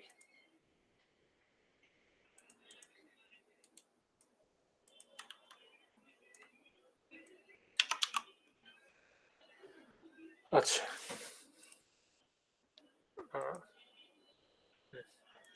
আচ্ছা, টার্গেটের যেটা দেখতেছি অ্যানালিটিক্স এর জন্য গুগল অ্যানালিটিক্স ইউজ করতেছে, প্লাস আরো দুটো ইউজ করতেছে।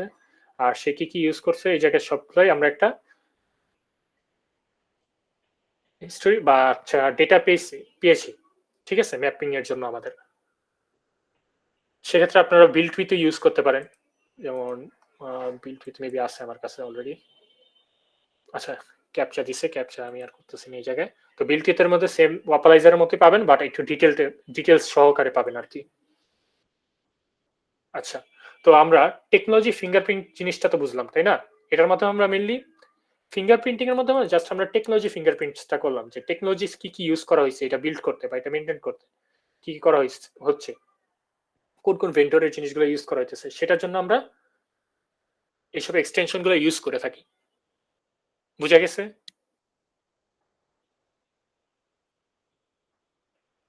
বুঝা গেছে? যেমন এটা কেন করি, আচ্ছা এটা কেন করে থাকি দেখেন, যেমন যদি আমার এটা যদি ওয়ার্ডপ্রেস দ্বারা বিল্ড হইতো, আর ওয়ার্ডপ্রেস ভার্সন যদি এটা 5.2.3 থাকতো, আর এই ভার্সনটা যদি কোনো হাই সেভারিটির বাগে অথবা কোনো ভালনারেবিলিটিতে এফেক্টেড থাকতো, দেখি 5.2.3 কোনো এফেক্টেড আছে কিনা। এই যে WordPress 5.2.3 crossed site host modification, আচ্ছা যাই হোক, যদি থাকতো তখন আমরা সেখান থেকে সেই এক্সপ্লয়েটটা নিয়ে আমরা ডিরেক্ট টার্গেটের উপর অ্যাপ্লাই করতে পারতাম, ঠিক আছে। এই জন্য আমাদের টেকনোলজিক্যাল ফিঙ্গারপ্রিন্টিংটাও ইম্পর্টেন্ট। বুঝা গেছে? দেন বিল্ট উইথ সেম ওয়াপালাইজারের মতোই দুইটাই চাইলে ইউজ করতে পারেন। এখন হচ্ছে শোডান কিউরিজ। এখন শোডান জিনিসটা তো জানেন, আমরা নর্মালি গুগল কি একটা সার্চ ইঞ্জিন, শোডান হচ্ছে কি ইন্টারনেটের সার্চ ইঞ্জিন, আর গুগল হচ্ছে কি আপনার ওয়েবের সার্চ ইঞ্জিন, ঠিক আছে। ইন্টারনেটের সার্চ ইঞ্জিন আর ওয়েবের সার্চ ইঞ্জিন কিন্তু আলাদা। আচ্ছা, শোডানে যদি যাই, লগ ইন করে নিই শোডানে। আচ্ছা, তো এই জায়গায় কিছু শোডানের ডট দিয়ে দিছে অথবা কিউরি দিয়ে দিছে, যেগুলো আপনারা ইউজ করতে পারেন। যেমন আমি কয়েকটা জাস্ট এক্সপ্লেন করে দিব, সবগুলো এক্সপ্লেন করতে গেলে প্রচুর সময় যাবে আর কি, কয়েকটা এক্সপ্লেন করে দিতেছি। যেমন এটা example.com এর জায়গায় আমার টার্গেট কোনটা ছিল, artsy.net, এটা যদি দেই, যদি আমি এখানে এন্টার দেই, এই দেখেন artsy.net এর যে আইপি গুলো আছে সেগুলো আমি এই জায়গায় পেয়ে গেছি, প্লাস হচ্ছে কি এটার আন্ডারে যেসব এসএসএল গুলো আছে সেগুলো আমি এখানে পেয়ে গেছি। তো এই জায়গায় আমি দেখতে পাচ্ছি যে সবগুলো 404 নট ফাউন্ড। এই জায়গায় একটা টিপস আপনাদের বলে দিই, আপনারা যদি অনেক সময় 404 নট ফাউন্ড দেখে আমরা মনে করি যে এটাতে তো কিছুই নাই, এটাতে হান্ট করা যায় না, বাট 404 নট ফাউন্ড পাওয়ার পরও আপনার এটা ডিরেক্টরিটা বা এটার হিস্ট্রিক্যাল ইউআরএলস গুলো ট্রাই করবেন, বিকজ আপনি মেইন হোম পেজে পাইতেছেন না কিছু, বাট অন্য পাথে কিন্তু থাকতে পারে অনেক কিছু। বুঝতে পারছেন? আচ্ছা, তো এভাবে আমরা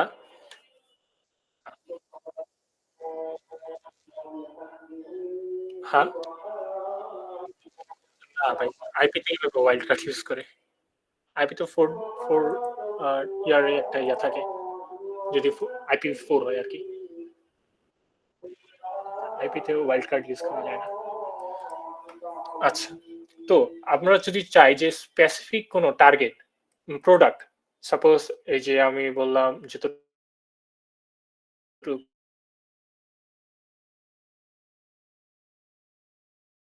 এটার আন্ডারে আরো যা যা আছে সবগুলাটাই শো করছে এখানে। বুঝতে পারছেন?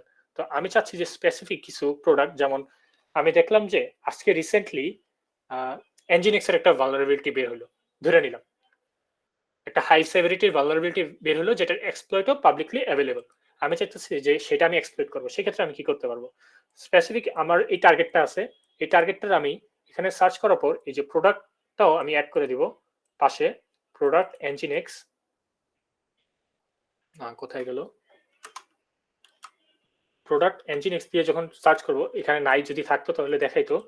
তো এখানে আমাকে শো করতো যে এনজিনিক্স এর কোনো সার্ভার আছে কিনা, ঠিক আছে, কোনো সার্ভার এই জায়গায় স্টোরড আছে নাকি, তখন আমি সেই জায়গায় সেই ভালনারেবিলিটিটা ট্রাই করতে পারতাম, ডিরেক্টলি এক্সপ্লয়েট করার ট্রাই করতে পারতাম। বুঝা গেছে জিনিসটা?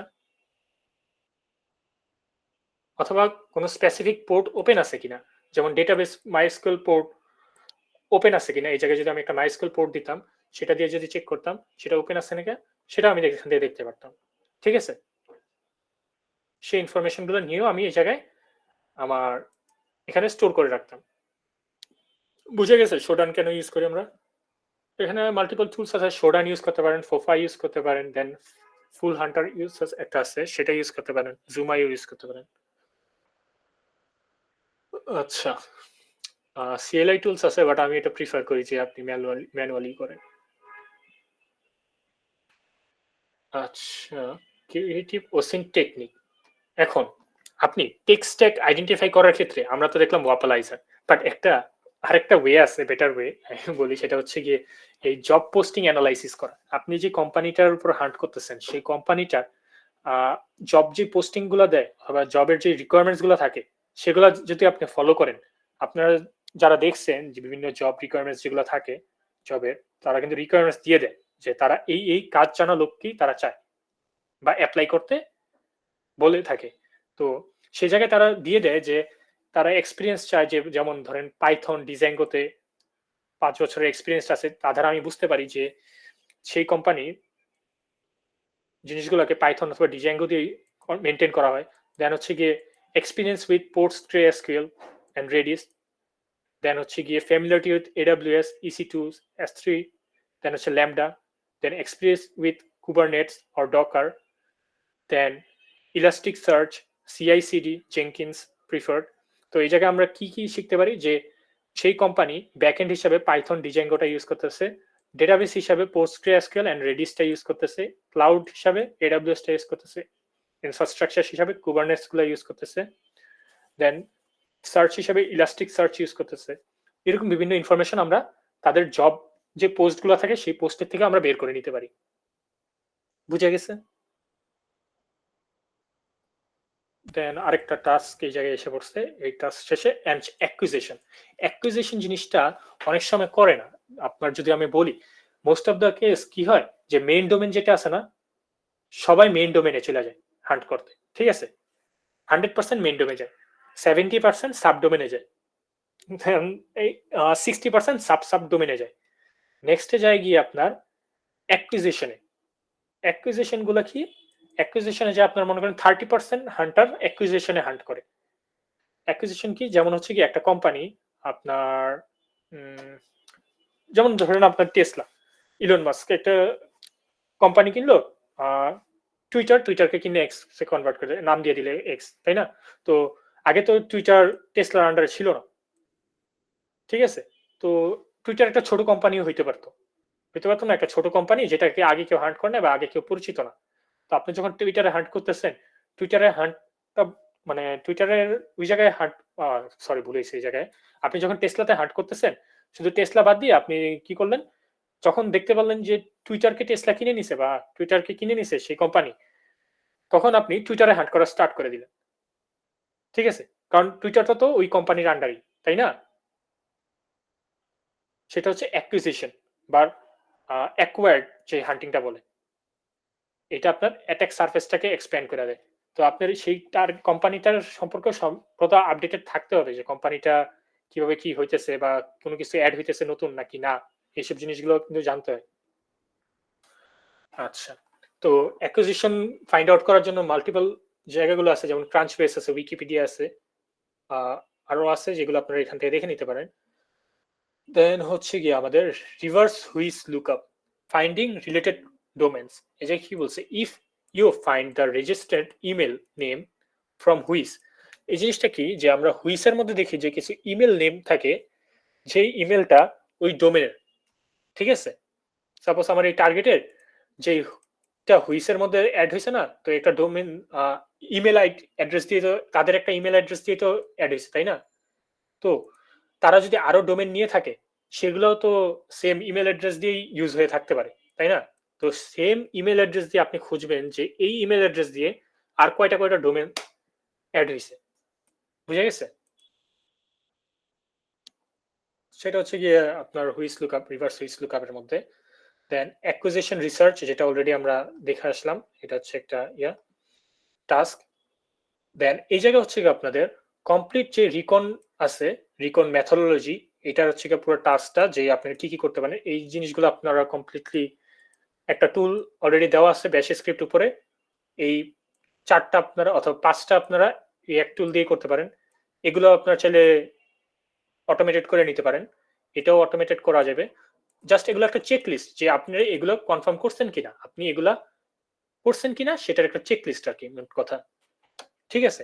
আর ফাইনাল একটা অটোমেটেড স্ক্রিপ্ট এই জায়গায় দেওয়া আছে, চাইলে এটা রান করে দেখতে পারেন আপনারা, যেটা আপনার আউটপুট হিসেবে দিবে কি, অল সাবডোমেন্স গুলা দিবে, যতগুলো সাবডোমেন্স গুলো আছে সবগুলো বের করে দিবে। দেন অল ইউআরএলস গুলা দিবে, যত ইউআরএলস আছে ওই ডোমেনের আন্ডারে সবগুলো ইউআরএলস বের করে দিবে। প্লাস এটার আন্ডারে কোন কোন টুলস থেকে কি কি পাইছে সেগুলো এখানে দিয়ে দিবে, বাট এটা আপনার দরকার হয় না যেহেতু আপনি অল সাবডোমেন্স পাইছেন সেখানে। এন্ড ইউআরএলস এর মধ্যে আপনার দিয়ে দিবে যে কোন কোন জায়গা থেকে কোন কোন ইউআরএলস পাইছে, সেটাও আপনার প্রয়োজন হবে না। আপনার এই জায়গা থেকে প্রয়োজন হলে জাস্ট জেএস ফাইল, পোটেনশিয়াল এলএফআই, এসএসআরএফ আর এপিআই এন্ডপয়েন্ট, এই চারটাই প্রয়োজন পড়বে। এন্ড গুগল ডকিং রেজাল্ট, এটা আপনার দরকার হবে, এন্ড এগুলো আপনার দরকার হবে। বুঝে গেছে? এগুলো হচ্ছে বেসিক লেভেলের রিকন বলা যেতে পারে। আচ্ছা, তো অ্যাডিশনাল রিসোর্স এই জায়গায় কিছু টুলস দেওয়া আছে অলরেডি, যেসব টুলস গুলো আমরা ইউজ করছি সেগুলো এই জায়গায় দেওয়া আছে, দেখে নিতে পারেন। আর কিছু চ্যানেলস এই জায়গায় সাজেস্ট করে দেওয়া আছে, সেগুলো আপনারা ফলো করতে পারবেন। ঠিক আছে? নেক্সট ক্লাস থাকবে আপনাদের অ্যাক্টিভ রিকনসেন্সের উপরে। তো যেহেতু আমার এক্সাম, তো আমি আর ক্লাসটা বেশি বড় করি নাই, শর্টের মধ্যেই রাখছি আর কি মূলত। তো প্যাসিভ রিকন নিয়ে আপনাদের কারো কোনো কোয়েশ্চেন আছে বা আরো কিছু জানতে চান?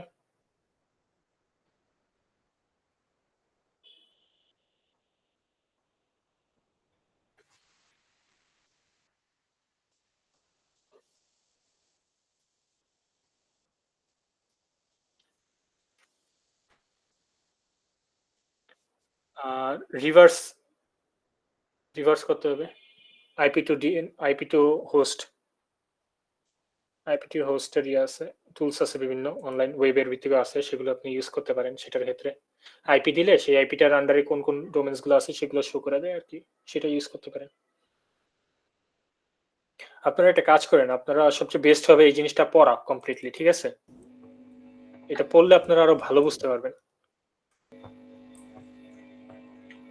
আমি এখানে দিয়ে দিব, প্লাস আমি রুমের মধ্যে টেলিগ্রামের মধ্যে দিয়ে দিব না, এটা আপনি পড়ে নিন। পড়লে আই গেস আপনারা বুঝতে পারবেন। প্লাস এই জায়গায় যে টাস্কগুলো আছে 1 দিন 2 দিন সময় করে নিয়ে এক একটা কমপ্লিট করে ফেলেন নেক্সট ক্লাসের আগে। নেক্সট ক্লাসটা হবে আপনাদের অ্যাক্টিভ রিকনের উপর। রিকন জিনিসটা যত সময় নিয়ে করবেন তত আপনাদের বেটার চান্স বাগ পাওয়ার।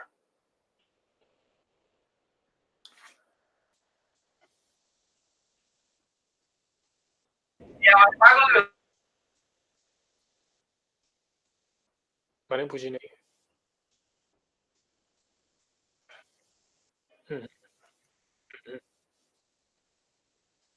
ওই যে যেমন বললাম, সাপোজ আপনি ১,০০০টা সাবডোমেন পাইলেন। ঠিক আছে? ১,০০০টা সাবডোমেন পাওয়ার পর আপনি তো ১,০০০টা সাবডোমেনে আপনি ম্যানুয়ালি চেক করতে পারবেন না বা ইয়ে করতে পারবেন না। আর এই ১,০০০টা সাবডোমেনও আপনার এলাইভ হবে না। তো আপনি কি করবেন? ফার্স্ট অফ অল এগুলা এলাইভ কোনগুলো আছে সেগুলোকে ফাইন্ড আউট করবেন। যেটা অ্যাক্টিভ রিকন এর আন্ডারে পড়বে। ঠিক আছে? অ্যাক্টিভ রিকন করার পর নেক্সট এ আপনি যে লিস্ট পাইলেন, ধরেন আপনি ৫০০ সাবডোমেনের একটা লিস্ট পেয়ে গেলেন অ্যাক্টিভ রিকন এর পর। এখন তাও তো অনেক বিশাল বড়, তাই না? এর মধ্যে আপনি ম্যানুয়ালি চোখগুলা গুলাবেন যে কোন সাবডোমেনস গুলা আপনার ইন্টারেস্টটা টানে বেশি। যে এই সাবডোমেনস গুলার মধ্যে আপনি আরো ইনফরমেশন পাইতে পারেন। ঠিক আছে? বুঝতে পারছেন কথাটা? যে এই সাবডোমেনস গুলার মধ্যে আপনি আপনার হান্ট করলে বাগ পাইতে পারেন। এরকম সাবডোমেনস গুলো টার্গেট করবেন নেক্সট গিয়ে। এই সাবডোমেনস গুলোর একটা লিস্ট করবেন। সাপোজ আপনি ১০টা বা ৫টা সাবডোমেনস এরকম লিস্ট করলেন। দেন ওই সাবডোমেনস গুলোর মধ্যে আপনি ম্যানুয়ালি এই ইউআরএল আরেকবার ফেচ করবেন, অ্যাক্টিভ রিকন করবেন। মানে ওগুলোর মধ্যে আর তারপর আপনি ম্যানুয়ালি অ্যাক্টিভ রিকন করবেন আরকি মূলত। আর প্যাসিভ রিকন ফার্স্টে করে নিবেন। কিন্তু আপনারা যদি ভাবেন যে একটা টার্গেট আমি চুজ করলাম, সেই জায়গায় আমি একবার রিকন করেই ফালাই দিলাম হয়ে গেল। আসলে এমন না। আপনার একটা টার্গেট যদি আপনি ১ মাসের জন্য হান্ট করেন, দেন এটাকে আপনার সপ্তাহে কি দৈনিকই ২-৩ বার আরকি যারা উম যাদের সার্ভার আছে আরকি, তারা কি করে? আপনার একটা টার্গেট চুজ করে দেন সেটাকে অটোমেটেড একটা মাধ্যমে ফালায় রাখে যে ২ ঘন্টা পর সেটাকে কমপ্লিট রিকন করতে থাকে। ২ ঘন্টা পর রিকন করতে থাকে। এটার একটা রিজন আছে, এগুলো আমি লাস্টে বলব। বাট এরকমই মেইনলি হয়। তো আপনারা তো আর ২ ঘন্টা পর করতে পারবেন না আপাতত বিগিনার হিসেবে। আপনারা কি করতে পারবেন? একটা টার্গেট চুজ করেন আপনাদের পছন্দ মতো এখন। এই যে ক্লাসগুলো রানিং থাকবে, সেই ক্লাসগুলো রানিং থাকা অবস্থায় যেগুলো ক্লাসগুলো হবে সেই সবকিছু ওইটার মধ্যে ট্রাই করবেন। ঠিক আছে? ট্রাই করার সাথে ওগুলো নোটও করে রাখবেন এক জায়গায়। নোট করে রাখার পর ইন দ্য এন্ড যখন যেমন আজকে প্যাসিভ একটা হইলো, দেন আপনাদের যে টার্গেট চুজ করা টার্গেটটা আছে সেটা আপনি আচ্ছা, যখন প্যাসিভ একটু রিকনটা শেষ করবেন। ওই যে অনেকে লিভ নিচ্ছেন তো আপনাদের সাথে একটু কথা আছে, হ্যাঁ আপনারা একটু থাইকেন। আচ্ছা। তো আপনি যখন প্যাসিভ রিকনটা শেষ করবেন, কোথায় যেন ছিলাম? টার্গেট আচ্ছা। তো সাপোজ আপনি টার্গেট একটা চুজ করলেন। টার্গেট চুজ করার পর আপনি আজকে আমাদের প্যাসিভ রিকনের ক্লাস হইলো। তো এই প্যাসিভ রিকনটা আপনি দেখে ওই টার্গেটের উপর এপ্লাই করলেন। যা ইনফরমেশন পাবেন, যা ডেটাগুলো পাবেন সেগুলো স্টোর করে রেখে দিবেন। নেক্সট ক্লাস যখন আমরা অ্যাক্টিভ রিকন করব, তখন আপনি অ্যাক্টিভ রিকন আবার সেই টার্গেটের উপর ট্রাই করবেন। দেন সেগুলো ডেটাগুলো রাখবেন। ঠিক আছে? এন্ড নেক্সট ক্লাসের মধ্যে কি করবেন? যখন আমরা এক্সপ্লয়টেশন এর মধ্যে যাব, তখন আপনারা যখন যেই উইকে যেই ক্লাসটা হবে এক্সপ্লয়টেশন এর, সেই স্পেসিফিক একটা এক্সপ্লয়েট নিয়ে যেমন যদি ধরি যে এসকিউএল, তো এসকিউএল নিয়ে আপনারা সেই সপ্তাহটা পুরোটা ঘাটবেন। ঘাটার সাথে সেগুলো আপনি ওই টার্গেট গুলোর মধ্যে ট্রাই করবেন। বুঝতে পারছেন? সময় কিন্তু অনেক আছে। কম সময় না এটা। প্রচুর সময় আছে। তো এই সময়ের ভিতরে করতে পারবেন। প্রতিটা ক্লাসের মাঝখান থেকে ৭ দিন ৬ দিনের মতো গ্যাপ থাকে। আর ফাঁকিবাজি করলে তো পারবেন না, এটা স্বাভাবিক। বাগ বাউন্টি ভাই ১-২ দিনের বিষয় না, বা আপনি যদি ভাবেন ১ বছরের ভিতরে হয়ে যাবে তাও না। আপনাদের এটলিস্ট ২-৩ বছর যাবেই।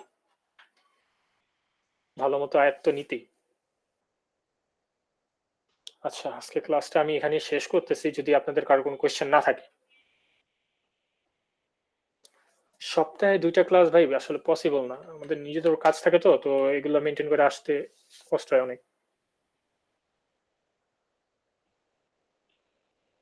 আচ্ছা মাহমুদুল ভাই আপনি বলেন। আসসালামু আলাইকুম, সবাই কেমন আছেন?